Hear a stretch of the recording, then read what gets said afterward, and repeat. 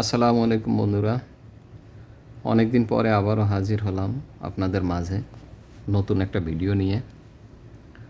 আপনারা ভিডিওতে যে স্থানটি দেখতে পাচ্ছেন এটা হচ্ছে সৌদি আরবের একটি পার্ক।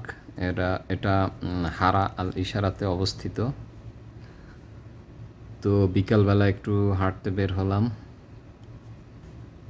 হাঁটতে বের হয়ে দেখতেছি এখানে অসংখ্য লোক, তবে লোকগুলো হচ্ছে সব ফরেনার, বাংলাদেশি বেশি এবং পাকিস্তানি, ইন্ডিয়ান, এরা এখানে আড্ডা দিতেছে। তো বিশেষ করে সৌদি আরবের পার্কগুলোতে লোকাল লোকগুলো বিকেলে হাঁটতে বের হয়। তো এখানে বিদেশিদের আনাগোনা দেখে লোকাল লোকরা আর এখানে আসে না। তো ভিতরটা অনেক সুন্দর আছে।